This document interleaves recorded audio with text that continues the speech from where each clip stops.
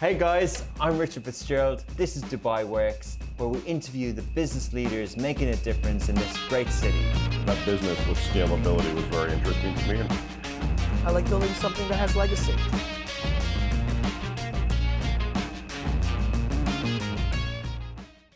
Good afternoon and welcome to, or good morning, I should say. Welcome to another episode of Dubai Works Business Podcast. This week we're talking all things merchants and all things payments with a very exciting startup in the region, Zbooni. We're joined by the founder, Ramy, Assaf, and CEO. The company was set up in 2017. It actually started out as chat commerce venture, enabling payments through WhatsApp, which is something really innovative, and we want to talk about that as well.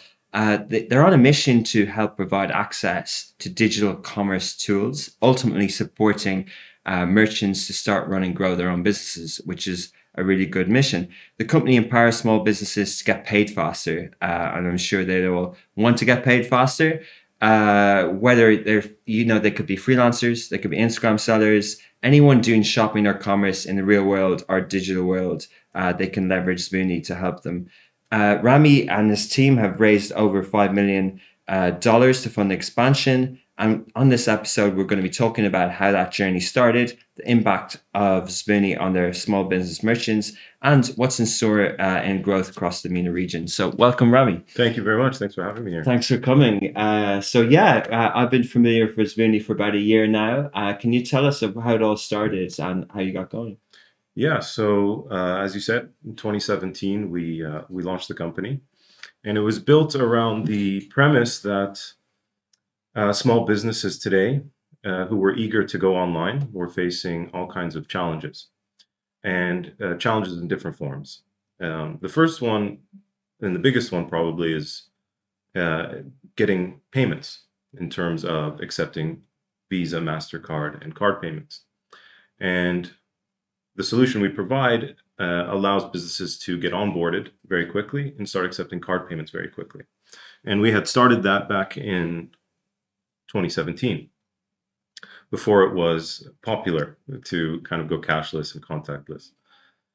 So there's a few challenges that are present in the market today, and the way things have been set up present obstacles to small business. And so we really focus on reducing that friction and making it easier for a small business. When it comes to the payment side, the way it works traditionally is a business owner would need to get something called a merchant ID. Okay. And to get a merchant ID, you go to a payment gateway or you go to an acquiring bank. And they say, okay, great, fill out this application form, please. And it's a long, arduous process. And they want to know, do you have 2 years audited financials? Who are your vendors? Who are your suppliers? Who are your customers? We need to see your T's and C's. We need to see, a whole A to Z. That KYC process is very heavy duty. And of course it is, because the banks need to know who you are before they can flip you on to accept payments. And the funny thing is, it's the same process for everybody.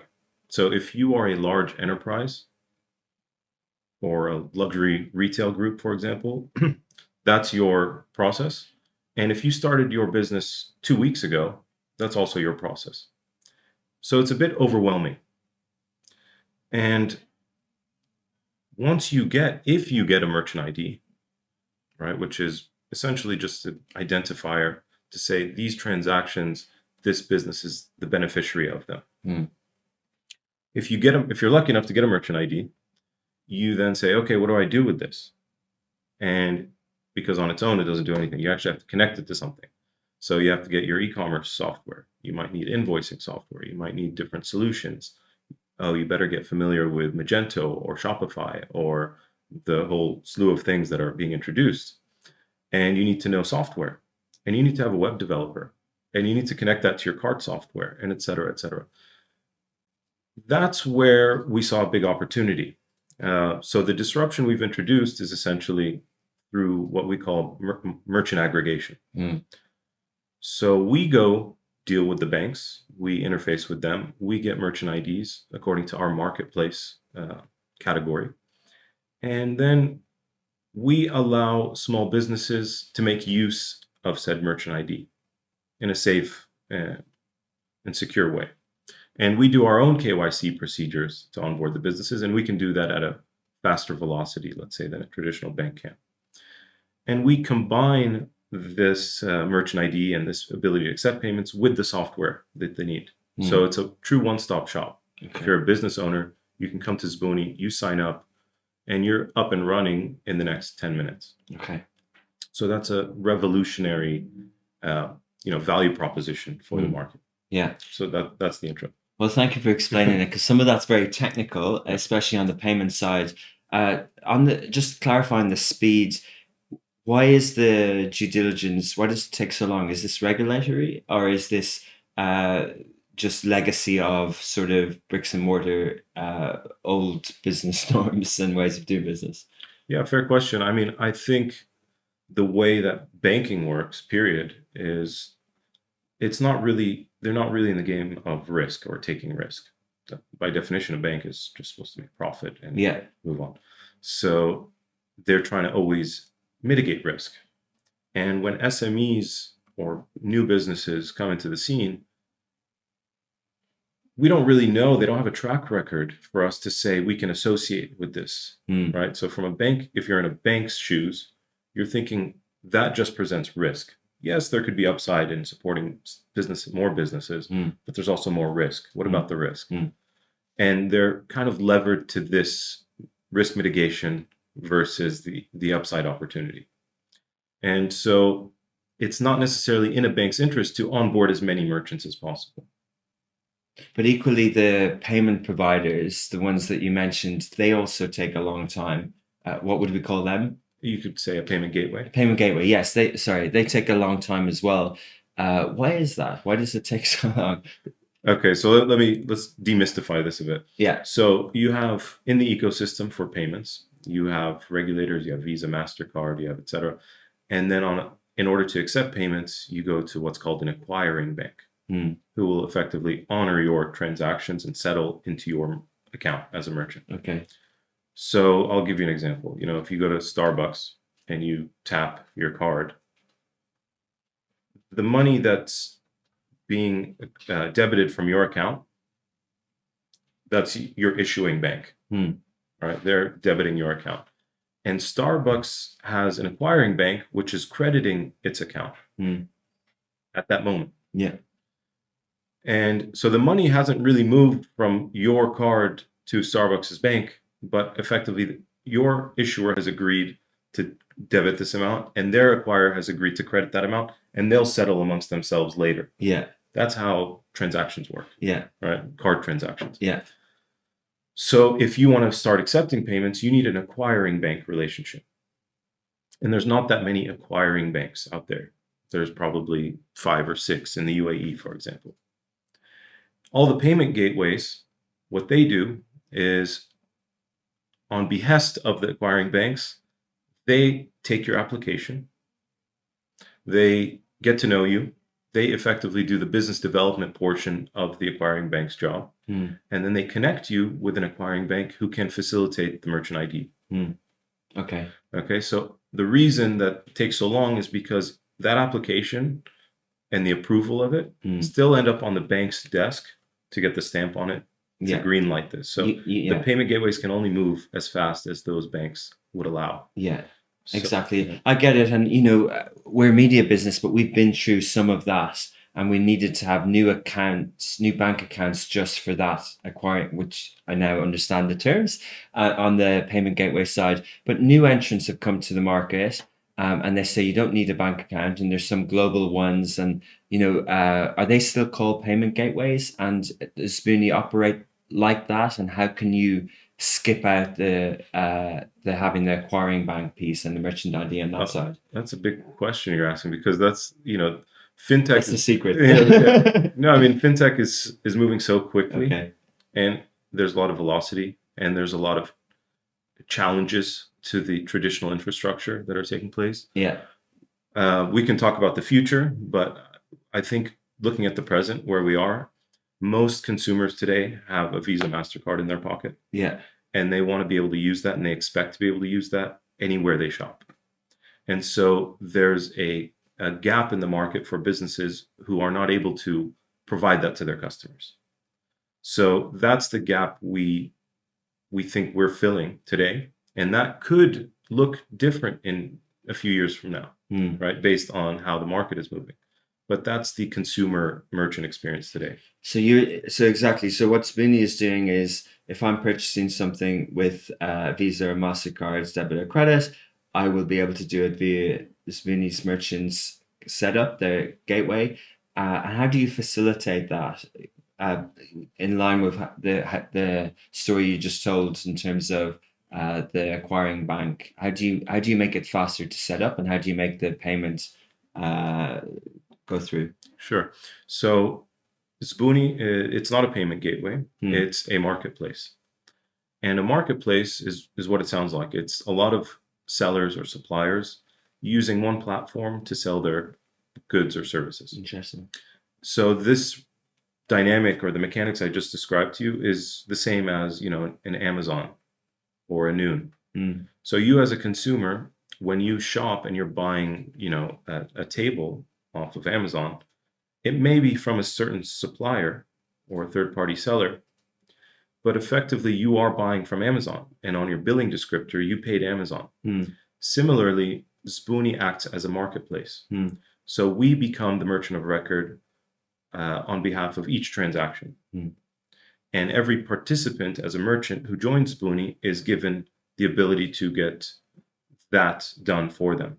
So it's more of a managed transaction or a managed payment. And then it's between us and the merchant to then manage a reconciliation and settlement to them on a timely manner. So that's how we operate. Amazing. Thank you for explaining that. Yeah, thanks. And it's very technical stuff going on in the background there as well. But so the onboarding process is them setting up as a merchant, and then for them to put their items on Zbooni, is that something that they do, that there's a back end for that? Or do you help with that as well? Yeah, so I'm glad we got the boring stuff out of the way, the technical stuff. Let's talk about exciting Yeah, stuff, the exciting stuff is actually more on the front end. So, so much business today has moved to new channels. And the idea of, I need to set up a brick and mortar store, and I'm going to have my, register at the front, and my customer's going to come pay there. You can't rely on that alone anymore. You also can't rely on, I'm going to set up an e-commerce website and it's just going to magically drive orders. And the reality is that so much business today is driven through social engagement between buyers and sellers.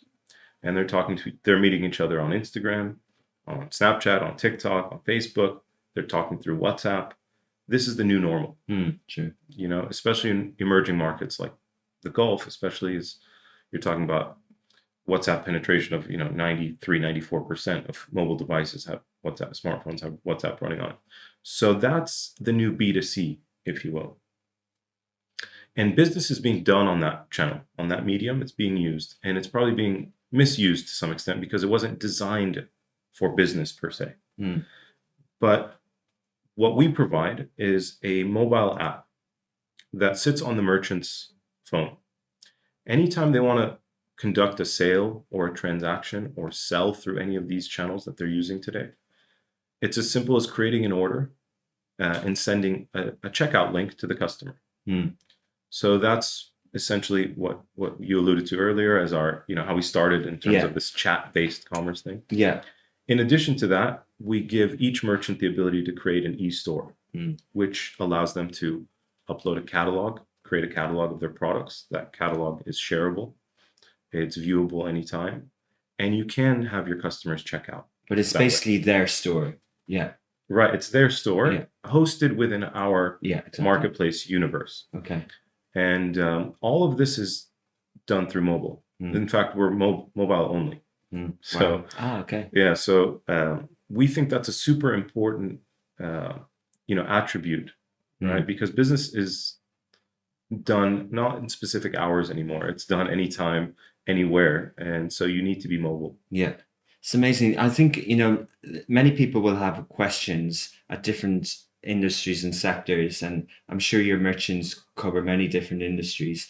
So rather than asking specific questions of what it would look like if I've got a direct-to-consumer business, or I've got a food delivery business, or I've got a gym membership or online classes business, because this can apply to everything. But how do you advise people to navigate the other options that are out there? If I don't have the coder, and if I don't have all the other websites to be able to build an online store, this makes sense. But should they be having this plus other things as well? Or how do people in this day and age kind of strategize for that sort of payment gateway, and all the options that are out there? Yeah, good question. It's almost still a bit of a luxury, you could say, in our world to go set up online. Whereas if you look at a market like the US, it's become more like a right, right? Like I have the right to sell online, and I have tools that were designed to make that as easy as possible for me. Okay. And so with Zbooni, we've tried to allow the same type of dynamic here. So you don't have excuses anymore. Should I be selling online? Yes, you have to be selling online. And what does selling online mean? It means that you may have an e-commerce experience, but you also need to, like I said, cater to your customers over whatever channel they want to engage with you over. Yeah. So if they want to call you, and that's how that transaction will start, you need a way to consummate that transaction. You also need a way through messaging or on your Instagram page. So this is the idea of going omni-channel. It's very rare today that you see a business doing well that only agrees to, sell once a week at a pop-up event. Yeah. Right? That's not enough. And you can't only have a brick and mortar presence, and you can't only have an e-commerce. So this idea of being multidimensional as a business is no longer a nice to have, it's a must have. Yeah. And we learned that, the hard way in COVID. And that was a huge accelerant to this adoption, right? Yeah. So in fact, I'll give you some examples. So, we work with luxury retail groups because they stopped having customers come in. There's no more footfall. How do we get up and running very quickly? They turn to us. We have e-commerce stores.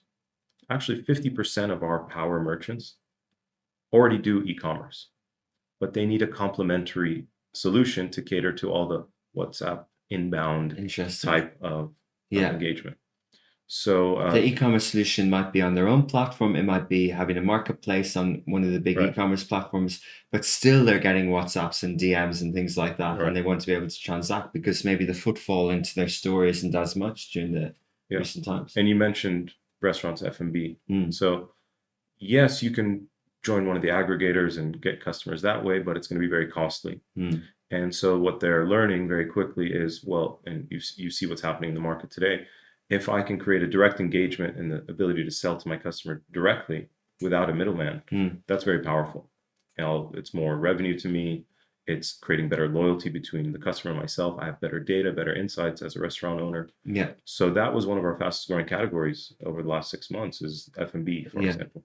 Totally. Like I remember when, a year ago, as everyone does, when you looked around at retail spaces, and of course we couldn't go to many and we couldn't go to F&B. And then I thought that with social media and with WhatsApp, that you can, if you build a community first that you can sell directly to, it's actually the perfect way to start a business.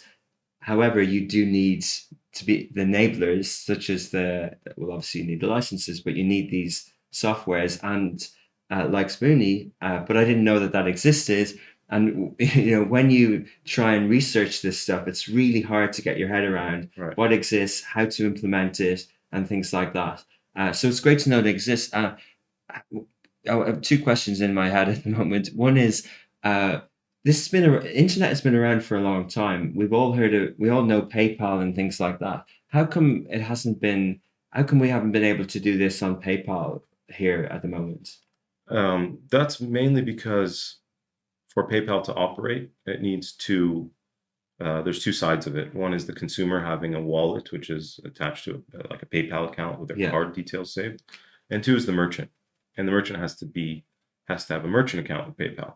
to have a merchant account with PayPal. PayPal has to be set up in your jurisdiction with the right licensing. Okay, fair And enough. Makes so sense now. yeah, so we have one side of the equation, but PayPal doesn't operate in every jurisdiction, Yeah. believe it or not, and for different reasons. Sometimes, it's just there's 180 countries, I think, that they could go after. I Right? don't think they can't do have it all. dirham, do they? They just have dollar or something. Correct. Yeah. And I think it might be changing now, and I've Mm. heard that they've come back, or they are coming back. So we may see that change. But that's one of the reasons. And with your software, people just need their own banking cards. Correct. Yeah. Yeah. Okay. And what about, Ramy, what about the fees and things like that? Is there a fees for the buyer, or is it just on the seller side? No, it's just on the seller side. And in fact, to be true to our mission, what we're here to do is enable small businesses to thrive online. Yeah. And we want to help them start, run, and grow their business. We allow them to accept payments, create invoices, build a store, and a lot more on top about saving your customer. We don't charge for any of that. It's free to set up. There's no monthly fees. There's no per transaction fees. There's no real hidden fees like you might find a lot of the time in some of the payment gateways. And you can get up and running at zero cost. There is no risk. The only time we charge is we charge the seller 3.5% per transaction, a successful transaction, which includes the processing fees involved. So Of the card. And of the card. We don't charge the customer anything. And so if you think about that, the value and the convenience you're getting out of this is it's a no-brainer for the business owner, because it provides, sometimes a bank will advertise a rate, they'll be like, you can get processing for 2.75%. Yeah. And then, oh, by the way, we're going to charge you per transaction. Oh, did you want these to be secure transaction and safe? We have to charge you for fraud protection. Yeah. And then you have your monthly bill as well. And then, oh, you want it to process in that currency, it's going to cost extra. So you don't really have clear visibility as a business owner. How much are these transactions really costing me? And it's hard to model and forecast. And yeah. So we do a flat percentage, so that you can model, exactly what this is costing you, and you know what's going on, where the money is. So we couldn't make it more fair than that. And what the beauty of this model, as non-commercial as it is, we only benefit, right? So we would only benefit from a transaction if you're dormant and you're not selling anything. There's no fees. We don't charge you. Yeah, right. So we don't make any money, and we're not incentivized to sign up as many people as possible who are doing nothing. You get incentivized and rewarded if they're doing well on your platform. So we're aligned with our merchants in that sense. We want to ensure that the tools are working for them. Yeah. And that they're doing the best possible job and having the best possible success with the platform. Interesting. Yeah. So, Ramy, talk about enabling small businesses to succeed. I think that's a great mission. I think it's amazing. 2 questions. How hard was it for small businesses in your experience in the UAE during the pandemic? And what does that look like in the other markets that you're looking like? Is there appetite? Is there digital appetite to sell online? And, are you seeing kind of enthusiasm for people to embrace these new technologies? Certainly. A few years ago, we were encountering a situation where we were slower than other regions to adopt cashless, right? Clearly. I mean, it was growing at a rate of, let's call it just around in the double digits, but it was still behind the curve. And I mean, a year ago, let's talk 1 year ago, were you using Apple Pay or any sort of tap to pay? Yeah, it was sometimes, yeah. Yeah, But it wasn't as common when we got to the place, yeah. So that inflection was so extreme. Like, we adopted these new tools so quickly. Yeah. And what that signals to us is, okay, well, you have this event like COVID, and it's changed people's thinking, right? Cash going into this was still preferred because I can control my money and I can see where I'm spending. And if I use my card, I lose track of things. But in reality, the benefits of using card outweigh cash astronomically. Why? Because I can also now, if as a merchant who was reliant on cash, do I really have full visibility on which customer paid and when? And if I need to refund them, how am I supposed to do that? Right? Like, it's very difficult to run business processes around cash. So think about e-commerce and cash on delivery, right? How commonplace that was just 2 years ago, right? And you could go order, and it induced bad behavior, actually. And what you would see is a consumer sitting at home ordering an electronic device from 3 e-commerce players, right? See who gets there faster, cancel the rest. Yeah. Exactly.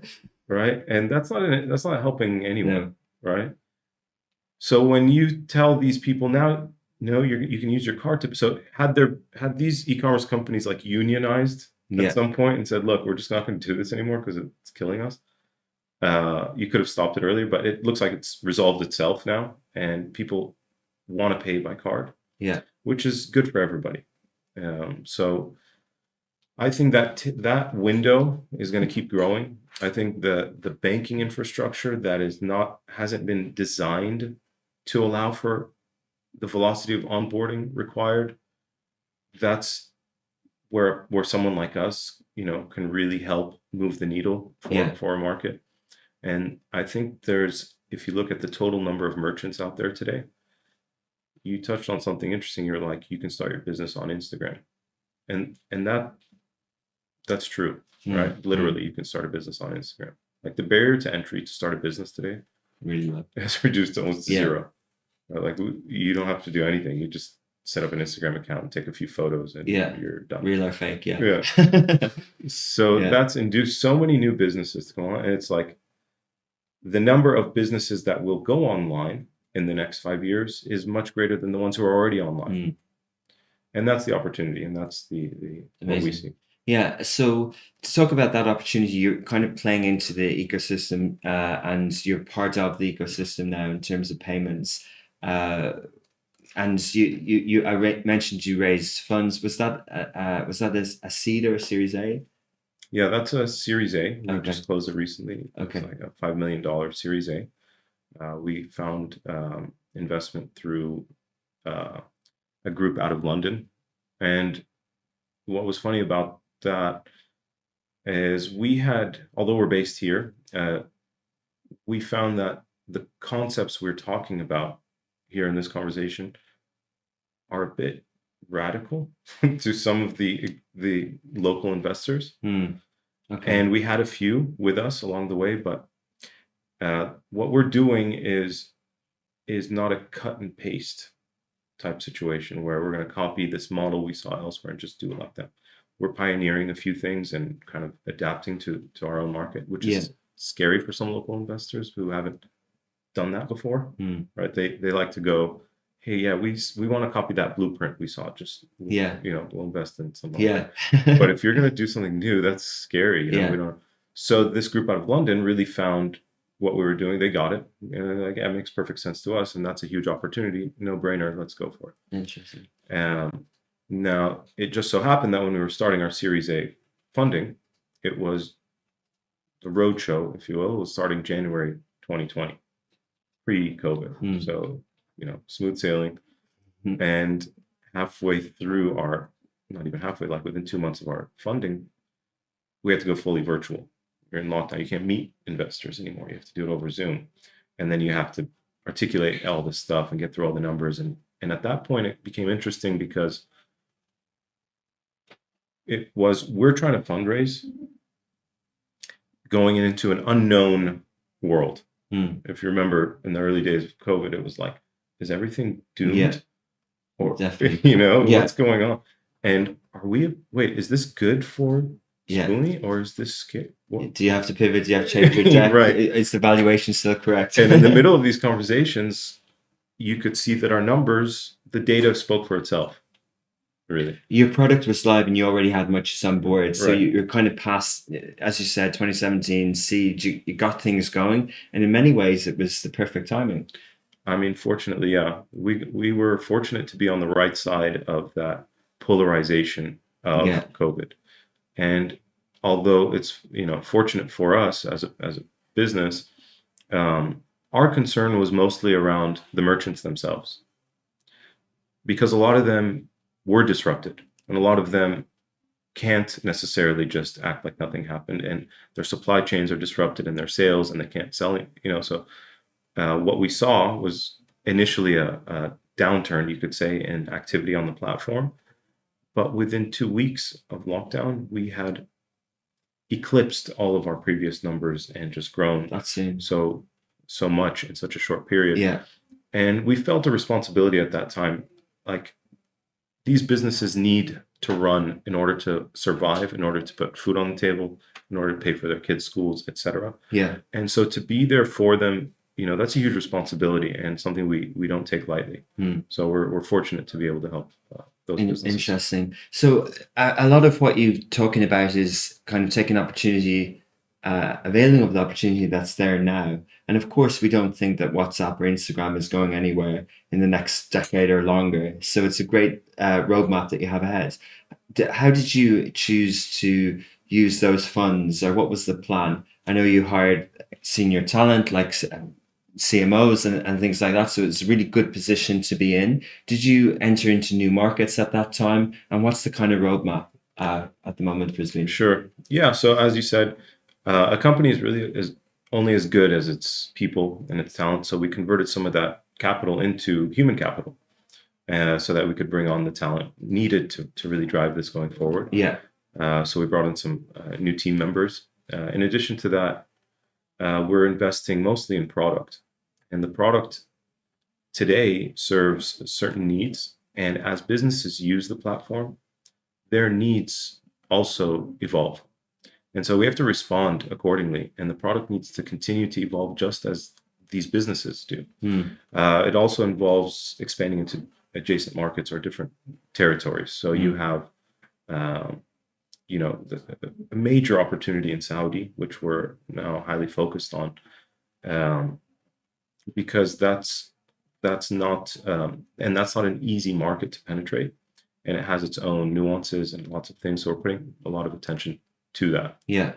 And interesting. So that's a kind of a big market for you, but you're still focused on the Arab region. You're still focused on enabling those businesses and those people who want to kind of embrace the digital world and make things faster. I know we're running out of time, Ramy, but I just wanted to kind of touch on something adjacent in terms of the industry and the ecosystem and beyond, the future of banking, fintech, and especially cryptocurrencies, token economies, a lot of buzzwords there. But what's your kind of view with regards to your own business, and what are you looking at, and what do you think will impact what Zbooni's doing? That's a tough question you're asking. I mean, we have these internal debates, like, what does payments look like in 5 years from now, or even 3 years from now? Because everything's changing so rapidly. We are looking at the concept of digital assets and how that plays into our ecosystem, right? It certainly adds a lot of value. I mean, it solves a lot of problems, so it's not something we can ignore. But we want to also be pragmatic, and there's a lot of buzzwords going on, but there's also a lot of need to validate how these things are in terms of an adoption process. Your average small business owner, if they didn't understand how regular payments work, are they going to understand how crypto works, or et cetera? So I think we need to be realistic, but as the market evolves, we would be ready, and we wouldn't discount anything and things we haven't even thought of today. Yeah. Right. So that's our job, is to pay attention to those. But if there was one area, if we look at media and people say AI or mixed reality, if there's one area that Zbooni's looking at in fintech, which area would it be? I mean, look, we're really focused on selling and helping merchants sell. Yeah. And that evolves. Yeah. Right. So one thing we're doing is next week launching QR code payments. Okay. So we see a lot of merchants meeting with their customers face to face. So when they go to outdoor markets or fairs, et cetera, the customer is face to face with the merchant, and they need an easy way to check out. So we're introducing that. So it's about sticking to our promise of enabling these merchants to thrive online. Okay. So whatever that looks like, we'll do. Yeah. Okay, great. Just to wrap up then, we always ask this question in terms of the Middle East as an emerging market. And I know we've alluded to it before, and you clearly focused on the region. Being in the UAE, you have a lot of adopters from merchants here and Saudi Arabia. These two economies are quite large and quite big, and they're part of the Gulf. But do you think they're way ahead than the rest of the GCC, the Levant, and North Africa? And what do you think needs to happen? What would be reasons for you entering into those markets as well? And are you kind of optimistic long term for this region? I am, especially from a tech standpoint, because I think so much can be resolved through technology, and I think it's one of the only avenues to really make an impact today. So I think I wouldn't say one market is any much further ahead than the other. I think everyone's kind of gotten on the same page in terms of going cashless, contactless. Yeah. And that window is the next few years. Okay. So I can't, tell you more than that in terms of what's going on, how things are going to work. But our foresight gives us about 2 years of estimations. That's all I have. What scares you, Ramy? What do you threatened by? What do you fear? I fear that we don't fulfill our full potential of what we can offer, and we fall short in delivering our promises to our merchants. That's basically it. So you're really, really focused on Zbooni and making the best out of that. Of course, yeah. Good note to finish on. Thanks for your time this morning. I'm looking you. forward to following the journey. Thank you so much. Hey guys, I'm Richard Fitzgerald. This is Dubai Works, where we interview the business leaders making a difference in this great city. That business with scalability was very interesting to me. I like building something that has legacy.